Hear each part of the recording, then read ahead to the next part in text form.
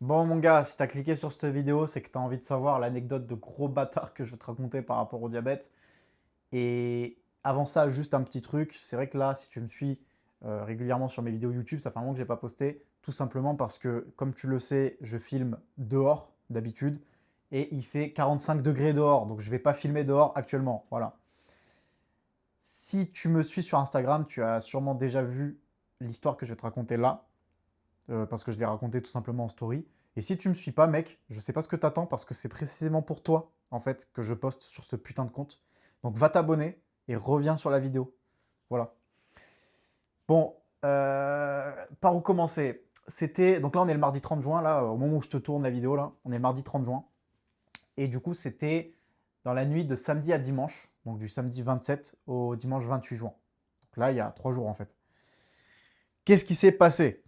En fait, ce week-end, c'était nos 2 ans avec ma chérie, et du coup, je lui ai proposé de monter en montagne. En tant que bon montagnard que je suis, je lui ai proposé qu'on aille en montagne pour les 2 ans. On est allé aux Deux Alpes, peut-être que tu connais.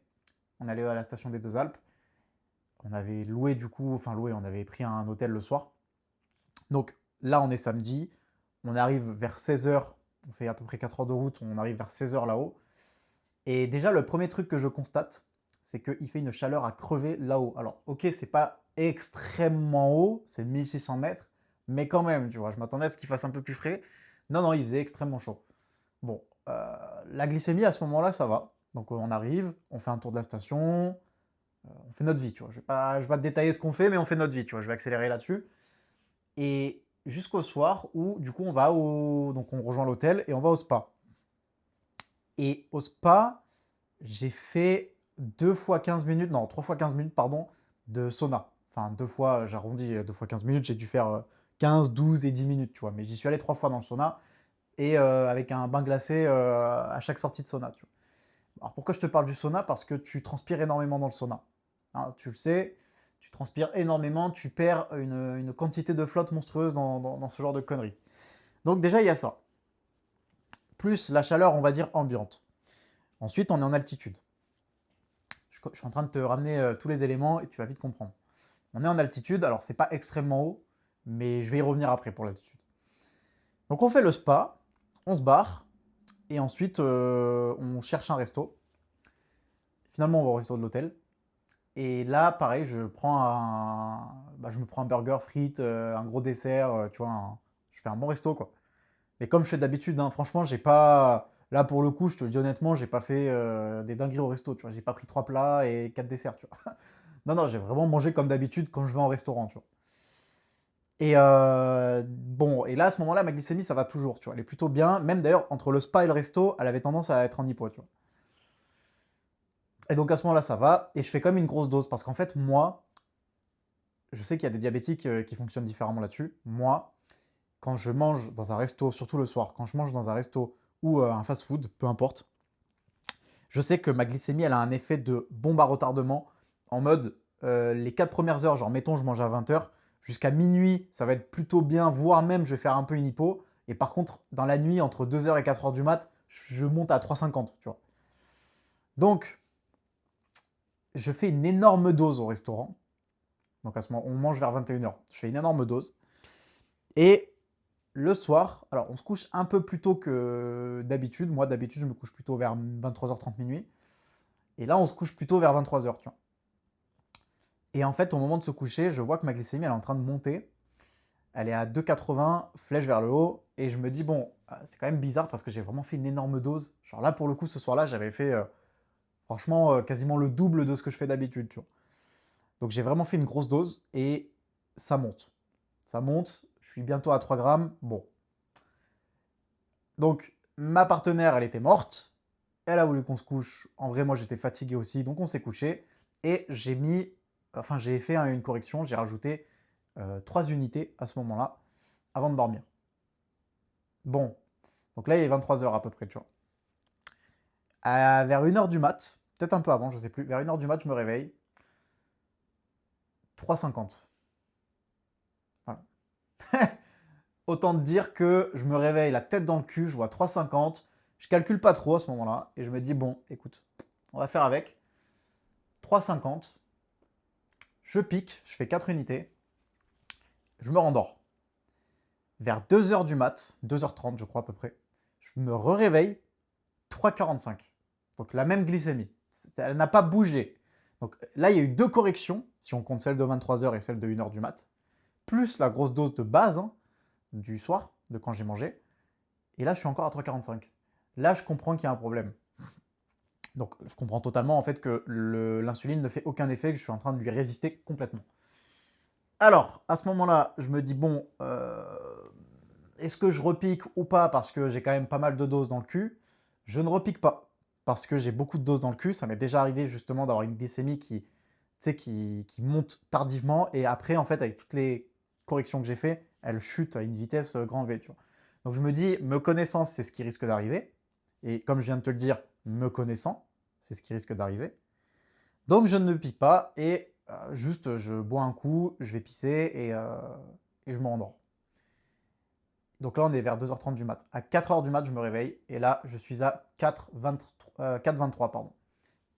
Bon, bah là autant te dire que la sonnette d'alarme elle est à bloc.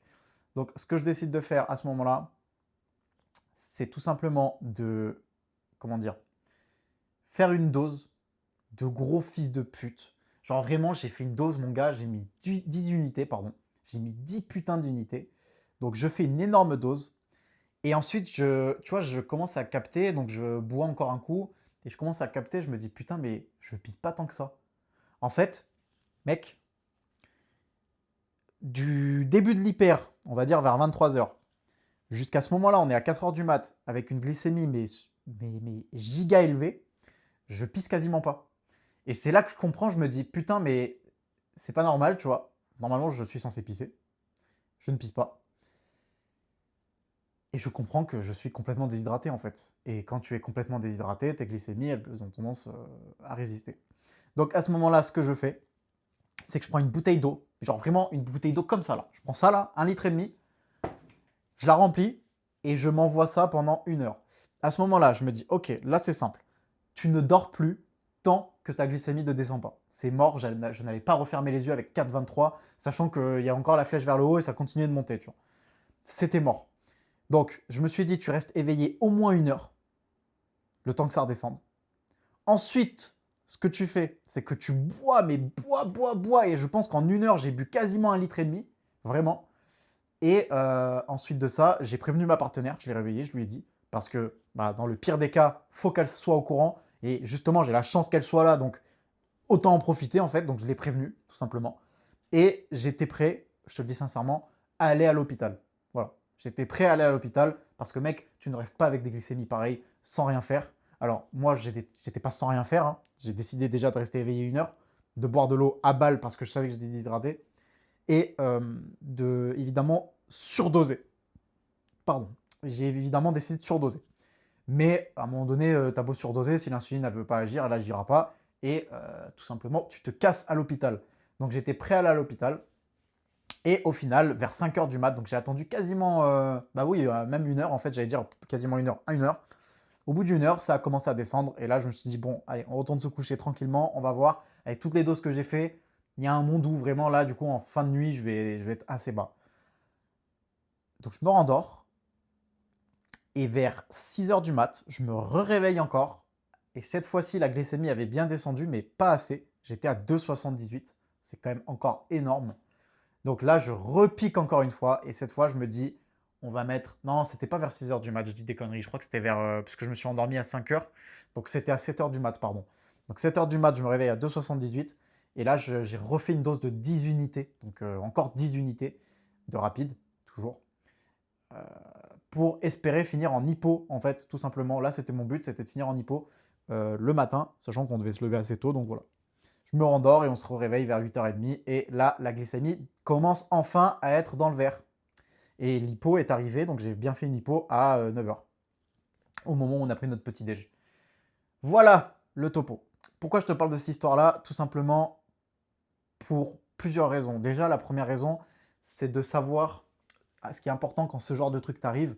Et pour le coup, avec les échanges que j'ai eus avec certains d'entre vous sur Instagram, je vois qu'il y en a plein à qui ça arrive. Tu vois, moi, ça m'est arrivé, ça faisait des années que ça ne m'était pas arrivé ce genre de problème. Et je vois qu'il y en a, ça leur arrive souvent. Quand ça t'arrive, ça, mec, le plus important, c'est déjà que... Enfin, non, enfin, le plus important, c'est les 3 trucs que je vais te dire. Mais déjà, de un, c'est que tu puisses comprendre, que tu puisses analyser, que ça sorte pas de nulle part. Je reprends mon cas. Je suis à 4 grammes après énormément de corrections à 4 heures du mat. C'est-à-dire que l'insuline n'agit pas. Je résiste à l'insuline. Pourquoi? De un, je vais tout te dire. De un, le resto. Tu bouffes de la merde, tu bouffes salé. Alors, ça reste un resto. Et pour le coup, je trouvais que leurs produits étaient plutôt bons. Mais ça reste du resto. Ça reste de la bouffe très grasse, très salée, très sucrée. Donc, qui dit très gras, très salé, très sucré, dit déjà de un, une glycémie qui peut avoir un effet à retardement, surtout pour moi, pour mon cas, parce que je sais que c'est ce qui m'arrive souvent quand je mange ce genre de truc. Et de deux, comme je l'ai dit, gras, salé, sucré, en fait, c'est parfait pour être déshydraté. Je reviens à la déshydratation. Deuxio, un truc tout con, l'altitude. Même si on n'est pas très haut, je reviens du coup à l'altitude, même si on n'est pas très haut, et que j'en ai vu des bien pires, mec, je suis monté, tu le vois pas au-dessus, mais j'ai quelques posters de montagnes que j'ai gravis, je suis monté à des altitudes, t'as pas idée. Donc 1600 mètres, c'est de la merde. Mais je suis quand même en altitude. L'air, il est plus sec. Donc l'altitude, qui peut te déshydrater. Le sauna, mec, tu imagines le nombre de quantités de flotte. Je le voyais, tout ce qui dégoulinait. Les 3 fois où je suis allé dans le sauna, tu vois. Donc le sauna, mais la déshydratation au max, tu vois. Au max, la déshydratation. Donc le sauna et la canicule, tout simplement, en fait. Hein. Il faisait chaud, mec, on n'arrêtait pas de transpirer. Il faisait chaud. Et je pense que c'est tout pour la déshydratation. Je crois que je t'ai tout dit. Ensuite de ça, en plus de ça, donc tu as donc déshydratation, le repas du soir. Euh, Moi, j'ai eu un soupçon par rapport à ma lente. Je me suis demandé si c'est pas la lente qui a foutu la merde. Pourquoi? Parce que, alors, je pense pas, mais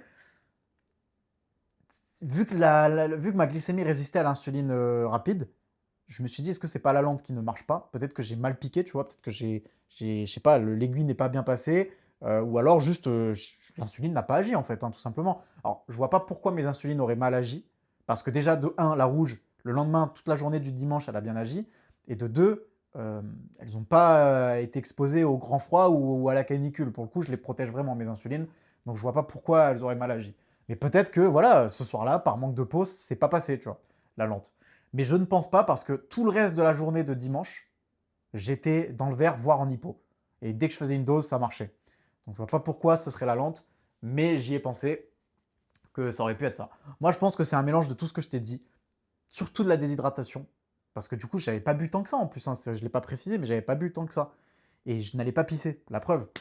Donc sûrement la déshydratation et tout simplement le repas du soir, l'altitude, tout combiné fait que le diabète a détesté, la glycémie, elle est partie en couille totale. Donc comme je te l'ai dit, le plus important, c'est déjà de un, de savoir d'où ça peut venir. Je ne suis pas sûr à 100% que c'est ce que je t'ai dit, mais j'en suis sûr à 99%. Donc la prochaine fois, je vais soit me réhydrater à mort, soit éviter d'aller autant dans le sauna ou faire le mélange du sauna, de bouffer salé en altitude, tu vois. Donc je vais faire attention à ça. Ensuite, un truc qui est extrêmement important aussi, c'est que tu puisses agir, en fait. C'est que tu sois prêt à agir et même que tu agisses tout simplement. C'est-à-dire que si ça t'arrive comme moi, en pleine nuit, comme ça, une glycémie qui ne veut pas descendre, putain, mais mec, pique, dose, reste éveillé s'il faut.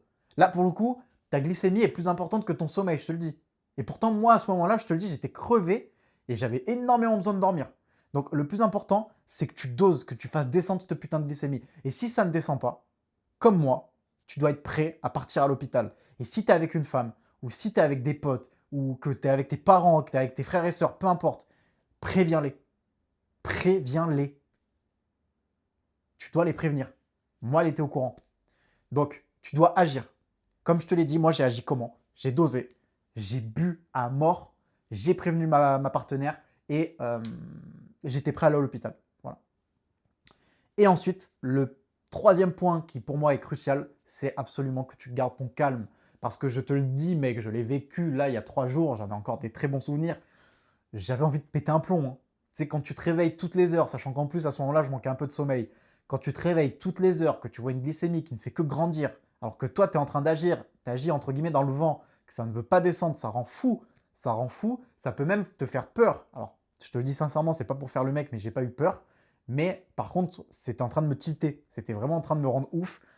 Et c'est normal. Déjà, de un, c'est normal. Mais de deux, il faut absolument que tu gardes ton calme.